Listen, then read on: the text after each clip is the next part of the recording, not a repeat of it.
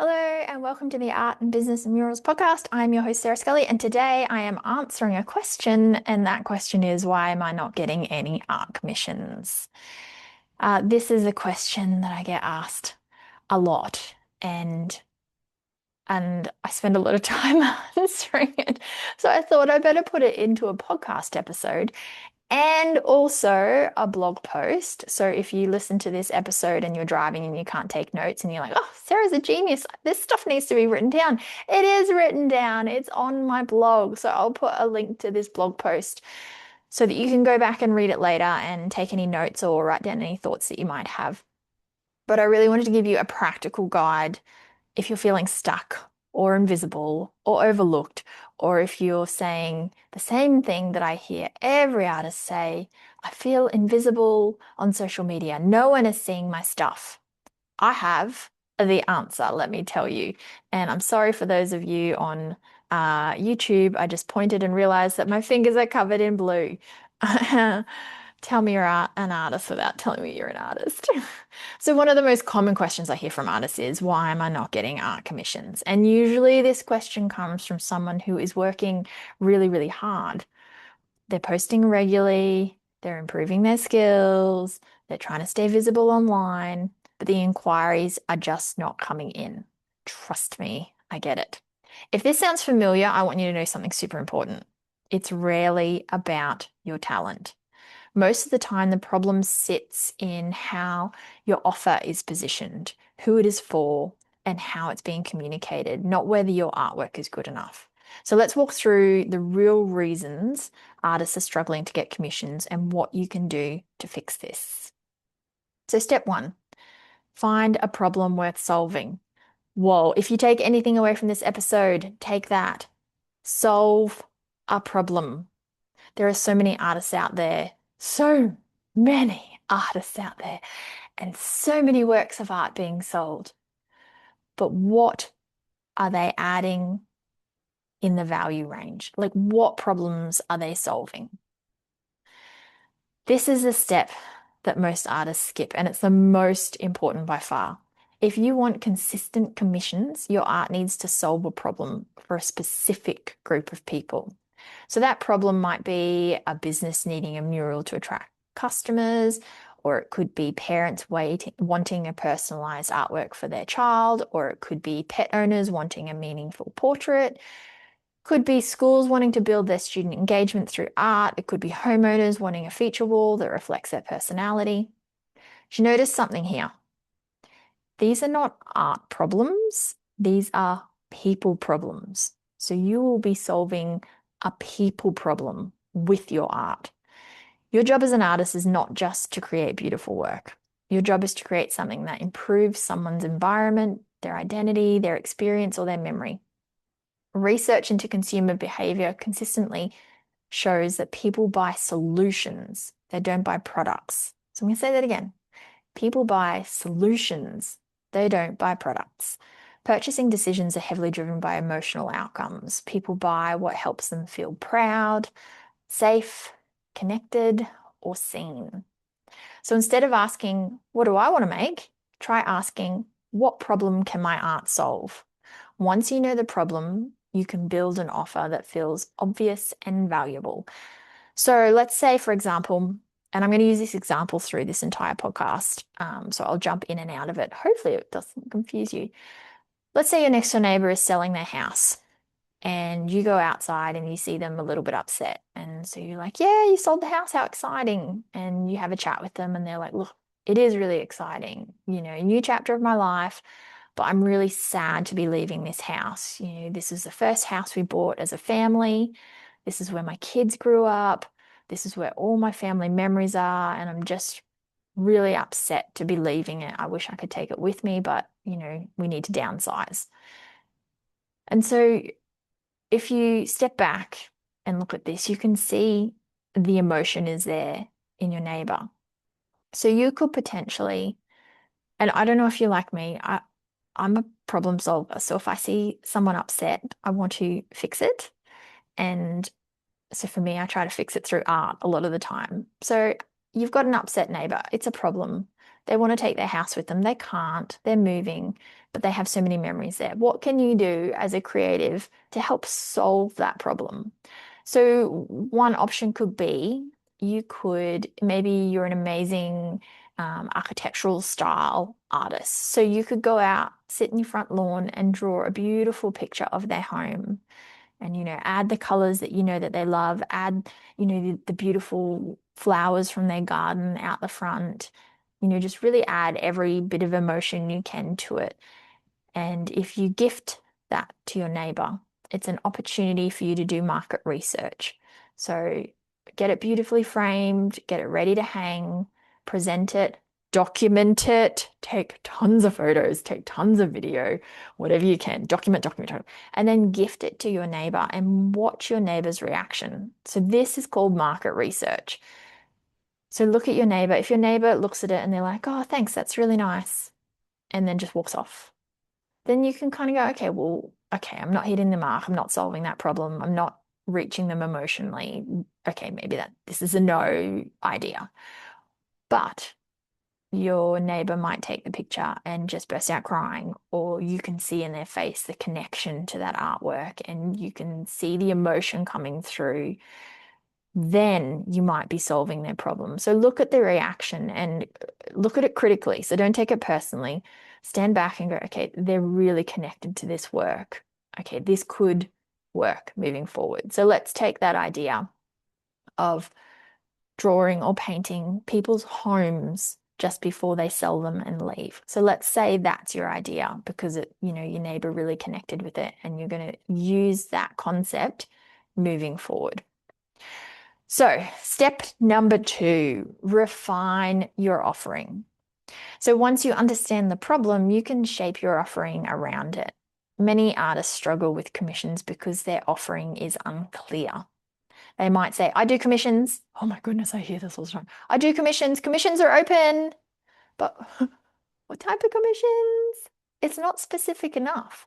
Imagine the difference between I do art commissions and I create large-scale murals for schools that inspire creativity and student pride. See the difference? Or I paint bright, personality-filled pet portraits that celebrate your favorite companion. See how much different that is from I do art commissions? Clarity builds confidence for both you and your potential client. When refining your offering, ask, what exactly do I create? Who is it for?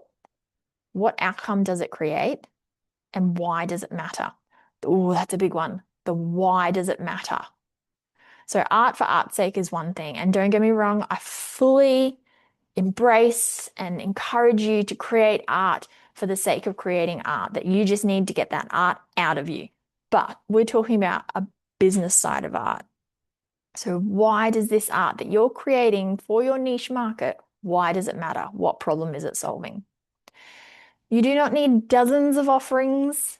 You need one strong, clear offering. I know we're artists, we have all the ideas, and we're like, oh, yes, I'm going to do this workshop for these people. And then I could offer it as a 2-hour, a 4-hour, a full day workshop, as well as doing it in blues and reds and greens. And then I could also offer it to adults and to. Nope. Refine it. One offering, one niche market. Kind of force your brain into that one idea. If your brain keeps going off on the tangents, and because you're a creative, I know it will. I feel like this is 90% of my group coaching. This is what I do, is narrow people down to their one idea. If your brain go poof, all the ideas, get a big piece of paper, write them all down, save them for later. But for today, one idea, one offering, one niche. For many artists, simplifying their offering leads to an immediate shift in I'm going to, yes, English is my first language. For many artists, simplifying the offering leads to an immediate shift in inquiries. Oh, look at me. I can speak. Oh, goodness. Okay. So, for example, let's take it back to this house example. You've handed over the painting. Your next door neighbor absolutely loves it. Hurrah. So, what is your offering? You're going to be targeting people that have just sold their homes. Now let's narrow that down a little bit more. It's not just people that have sold their homes, it is people that have sold their unique homes. Yes, you could go into those housing estates where every house looks like a cookie cutter house. I don't think people are going to be as emotionally connected to those homes as, these big, beautiful Queenslanders or these, mansion style 1950s homes that are a little bit unique. Narrow down your niche. Look at suburbs potentially that have these really unique homes, or these suburbs that are still stuck in the 1970s where people really have the opportunity to put their mark on their homes. So you'll be targeting people that are selling their homes in 1970s style suburbs. Or maybe you could go upmarket. Maybe you could go like old style suburbs. So that's your target market. You're going to market this towards them. So what are you marketing? What's your offering? Your offering is, think about what size you like to work in. So if you're going to be doing this over and over again, think about what you actually enjoy doing. Don't be forcing yourself into providing a product or a service that you're like, oh, I don't want to do this. That is horrible. Um, so say you enjoy working A4, it's easy, doesn't take too much time, seems manageable. So you're going to be offering A4 original artworks created with pen, ink, and watercolor. And you could either choose to frame them yourself, grab something from IKEA or Kmart, frame it yourself, reduce the cost. Or my suggestion would be looking at your target market. If they're selling their homes for generally well over $1 million, I don't think that $1,000 artwork is going to be a drop in the ocean. It's just going to be a teeny tiny expense. So you could potentially look at getting these professionally framed. So get that price or that quote for you so that you can then work out what your price of your offering is, because that's going to be one of the first things that people ask is how much. Um, so price all of that up. So you'll be giving them the ink, watercolor, original sketch on A4 watercolor paper, framed beautifully with oak or timber frames or a frame color of your choosing. It's up to you whether you offer that. And then this is the final piece. This is what it'll look like. Use the documentation that you took of your neighbor's artwork.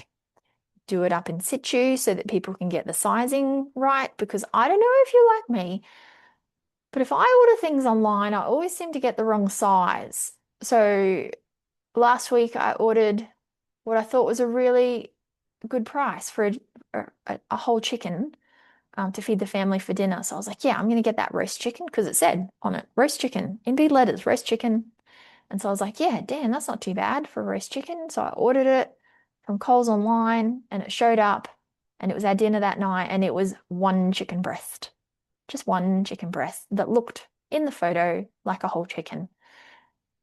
So make sure that when you're marketing, people can actually get an idea of the size. So an in situ photo is a great idea. So whether it's hanging on your lounge room wall or there are many mock-up apps that you can use, or if you're a whiz with Photoshop, Photoshop that stuff up so people can get an idea of size. And so put that onto whether you do a flyer, whether you've got a page on your website where people can do it, whether you've got an Etsy listing where people can see all this information. Make sure that it's really clear what they're getting, what the outcome is. And don't forget to, when you're writing the content to sell this, don't forget to touch on emotion. So you want people to connect with this potential commission that they're going to get. So make sure that you use those emotion words so that people are connected to it. Okay, find your niche.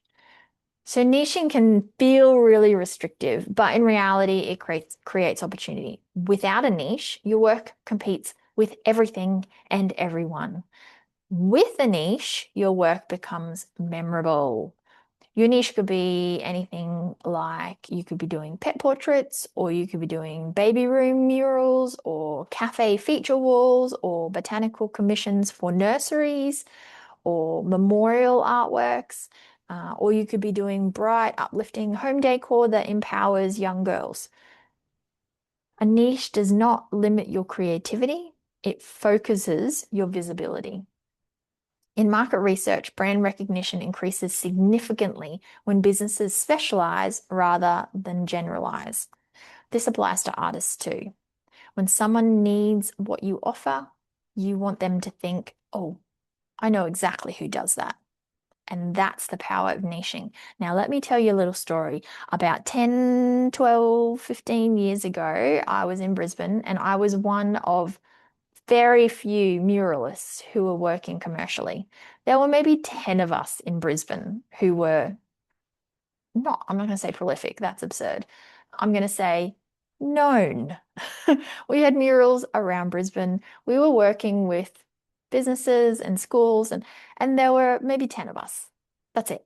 And so every time anyone in Brisbane, in any of the suburb groups or anything like that, was like, need a mural, all of us would get tagged. The 10 of us would get tagged. And that's it. We were essentially a niche. There were not many of us. There was not much competition. And we were the muralists working with businesses and schools. Nowadays, there are hundreds, if not thousands, of muralists in Brisbane doing exactly what we were doing. So that is not a niche anymore. We've had to niche down even further. So now for me, I niche down. I work a lot primarily with schools. I really enjoy it. I'm very good at it. And that is what I like to focus on. Whereas other muralists might specifically niche down and they might, only work with botanicals. So they tend to work with private residences and they do backyard fences or pools. I don't know. So this is why niching down is really, really important. You want not only the clients that you could potentially get to know that this is your niche, but you want all your friends and family to also know that this is your niche, so that if anyone anywhere in your vicinity mentions anything about needing a botanical mural, everyone knows that you are the person to go to. That is why niching is super important. So, step 4, market your offering. So, visibility matters. And here's a hard truth. If people do not see your work, they cannot hire you. Most artists post regularly, but still struggle to get inquiries. And this often comes down to visibility strategy, not effort. Posting art is not the same as marketing your art. Marketing includes showing your finished work, showing work in progress, explaining your process, sharing client results, showing artwork in real spaces, talking about what you offer, repeating your message consistently. Artists miss that one. Consistently. I like how I say that, yet I am one of the most inconsistent people that I know. Try your best for consistency. And remember that consistency is what you make it, whether that be once a week, 10 times a week, once a month. Just be consistent. Marketing research consistently shows that reputation, sorry, again, this is why I should probably have more coffees before I record podcasts. Let's try again. Marketing research consistently shows that repetition builds familiar. Oh no, words are not my thing today. Familiarity, yes, and familiarity builds trust. People often need to. Oh, you know what I remind me of right now is I've been seeing lots of these memes lately that where Donald Trump just cannot get his words right, and they're just. Although he gets really simple words incorrect, although familiarity is quite a simple word, I think. Anyways, I digress as per usual. People often need to see your work multiple times before reaching out. So not just once, not just twice, sometimes dozens of times. If you're not getting commissions, ask yourself, are the right people seeing my work? Am I clearly stating what I offer? Am I showing outcomes, not just artwork? Marketing is not about shouting louder, it's about speaking clearly to the right audience. The right audience. This is my pet peeve, this area here.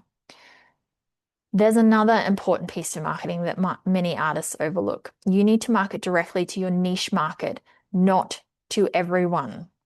I'm going to say that again. You need to market directly to your niche market, not to everyone. In a saturated art market, a spray and pray approach does not work. Posting your artwork everywhere and hoping the right person sees it is not a strategy, it's a gamble. Instead, your marketing should be intentional and targeted. Okay, so this is my pet peeve. This bit right here is that I'm in a lot of artist groups and a lot of muralist groups on Facebook. And the number of times I see artists posting up in a mural group, here's my latest mural. And I think to myself, what's the purpose of this post? It's not to get more work because we're all a bunch of artists. And if we want a mural, we'll do it ourselves. So it's not to get work. Do they want a critique of their work? I don't know any artists that would put their work up and say, here it is, and want criticism back. I don't think that's what it is. Is it to show off? I don't know. I just get very confused why artists show their work as if they're trying to sell more or get more bookings to other artists. And I see this all the time as well. I mean, like the Blue Thumb art group and all this type of stuff. And people will be like, this is my latest artwork. And I think, okay, why are you telling me?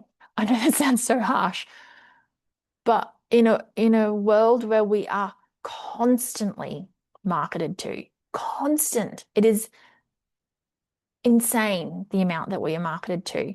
Why are you wasting your energy showing people your work that aren't going to buy it, that aren't going to give you feedback, that aren't like, I just don't get it. So it's my pet peeve. If you do it, that's fine. Keep doing it, but it's not going to get you sales. So ask yourself, where does my ideal client actually spend time? Not where artists spend time, like I just said. Not where your friends spend time, where your buyers spend time. If your target market is cafe owners, your strategy will look very different from someone targeting, say, pet owners or parents decorating children's rooms. Take time to evaluate your niche and ask, where do they spend their time online? What social media platforms do they use? What businesses do they follow? What communities are they part of? Where do they shop? What events do they attend? What physical spaces do they visit regularly? For example, if you paint pet portraits, your target market might spend time in local pet stores, following pet-related Instagram accounts, in Facebook groups for pet owners, at dog parks or pet events. If you paint murals for businesses, your target market might be local cafe owners, restaurant managers, retail store owners, school administrators, and they may spend time networking with other business owners, attending local business events, engaging with local business pages online, visiting design or hospitality venues.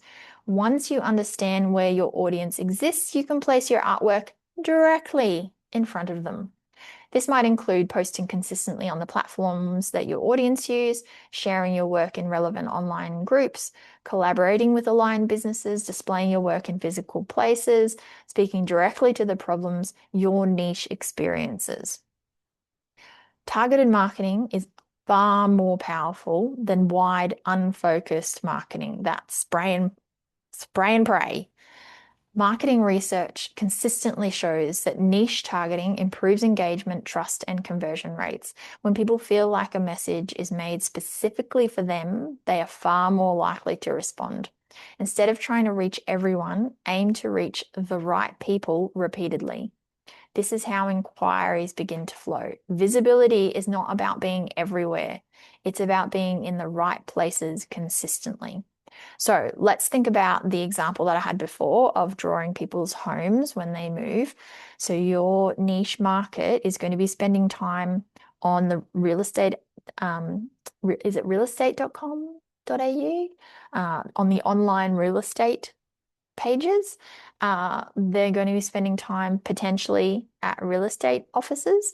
Although I did sell my townhouse down in Brisbane when I was living on the Sunshine Coast, and I did it all virtually. So I didn't even meet the real estate agent. It all just happened so quickly, and then all of a sudden it got sold. So maybe they won't be in real estate offices. The only place I had to be somewhere physically to sign documents is at the conveyances office. So maybe you could look at conveyances offices and put artwork up there. And you know what's ironic is that I went in to sign these documents and another lady in the office was like, oh my God, Sarah Scully, I know you. I've got one of your artworks. Crazy, huh? Small world. So maybe you could ask if you can display some artworks in local conveyances offices in the suburbs that you think The houses might be beautiful to draw and people might have a real emotional connection to them. So I wouldn't go down to like the local, you know, display homes where they're all the same boxes and trying to, put your artwork up there. Really niche down. Where exactly are these people hanging? They might be going to furniture stores. So often when people move homes, they upgrade their furniture. So that could be an option as well. You could see if you could put some flyers in there that have your offering on there. You could go into real estate agent groups. You could maybe work out a deal with a local real estate agent so that they hand your flyer out to people that have just sold, and for each time someone books a commission through them, they get 10%. I don't know. Really niche down and look at where these people are spending time and hanging out. Step 5, customer service and trust. I know this sounds like we're like working at Kmart and I'm pushing you to do really strong customer service, but let me tell you, I have picked up so many projects because other artists have dropped the ball. So lucky me, but I'm going to teach you to not be the artist that drops the ball. So getting inquiries is one step. Turning inquiries into commissions is a complete other step. This is where customer service matters. Many artists lose commissions not because of their artwork, but because of poor communication. Clients want clarity, confidence, and professionalism, particularly if they're spending top dollar as well. Strong customer service includes responding promptly, explaining your process, providing clear pricing, setting realistic timelines, creating simple agreements, and keeping clients informed. Trust is one of the strongest drivers of purchasing decisions, particularly if a lot of this is done online. Customers are significantly more likely to buy when businesses communicate clearly and predictably. When clients feel safe working with you, they are more likely to proceed and more likely to recommend you. So great customer service will likely mean that you might get more sales due to word of mouth. And I have to say, I'd say maybe 80% of the work I'm doing at the moment is either repeat clients, so doing murals for multiple campuses, or doing multiple murals within the same schools or in the same businesses, or word of mouth. So I do a commission for one client, they're very happy with it, and then they recommend me to another client and so forth. So that's the majority of how I get new work. So customer service matters. Step 6, build momentum over time. This part, many artists underestimate. Momentum takes time. The first commissions are often the hardest to secure because you're building credibility from scratch. But every commission builds experience, confidence, portfolio strength, testimonials, word of mouth referrals. Oh my goodness, testimonials, they are sellers. If you can provide an image, so if you've done, say, a commission of a house for your next door neighbor, you could ask them to hold up their commission, take a photo of them, and get a testimonial. It only has to be one or two lines, but testimonials, huge sellers. Momentum compounds. So many artists assume that they're failing when in reality, they're simply early in the process. Consistency matters more than perfection. Keep showing up, keep refining, keep learning. Momentum rewards persistence. So just a quick final thought. It's really about talent. If you're not getting commissions, it's easy to assume my art isn't good enough. But in most cases, that's not true. Most often, the issue sits in your positioning, clarity, visibility, communication, persistence, not talent. Art skills matter, but business skills make the difference between hobby income and sustainable income. If you want more commissions, shift your thinking from how do I get hired to how do I create something valuable that people need? That mindset changes everything. That's it. End of the episode. Quickly though, before I go, tomorrow is the last day you can sign up to first month free for the group coaching. So end of March is the cutoff deadline. So you can sign up for group coaching, the group coaching program that I run, and get your first month for free. And there's no lock-in. So you could sign up, get your First month, oh yes. What is wrong with my language skills today? Holy dooly. You can sign up for the first month for free and then cancel before the end of that month. So you can jump in, check it out. We've got our next group coaching session is, I've got my diary in front of me, is the 6th of April, which is Easter Monday. It's at 6 p.m. So you can jump in, see if you get a good feel for it. I also put up the older recordings of the group coaching sessions in the library so you can check them out, see if it feels good. There are over 100 videos, how-to videos around business, art, and murals, and also mindset. In the library, there's a number of digital downloads, including commission contracts in the digital assets. So you can download those. And then, of course, we've got a Facebook group that's only for members that you can jump in and ask any questions. There's also opportunities up there. So I just put up a mural opportunity that I've passed on to any of the artists in the group coaching. So jump in and join. I'll put a link in the bio to the group coaching page. Check it out, and then you make sure to use the promo code first month free when you sign up to ensure that you don't pay for the first month. Okay. If you have any feedback or questions or anything, please send them through to my Instagram, Scully Design. And I just wanted to quickly say thank you so much to everyone that reached out after the last episode that came out around perimenopause, ASD, ADHD, and burnout. That was a really hard episode to put out. And I had like severe vulnerability hangover on Monday when I knew it was being scheduled to come out, and I felt really ill about it. I felt like I'd taken the oversharing too far. Um, but I've had probably about 12 people reach out and just say, "Oh my goodness, thank you. I'm in the same place. Thank you, thank you, thank you." So that is such a huge boost. Thank you so much to those people that did that. And I've replied to all of you. I hope you haven't replied yet. I'm sorry. Um, but yeah, so any feedback, any comments, any questions that you've got, because I'm always looking for questions to answer on the podcast, reach out as well. Until next fortnight, have a super duper Easter because I won't speak to you until after Easter. Okay, bye.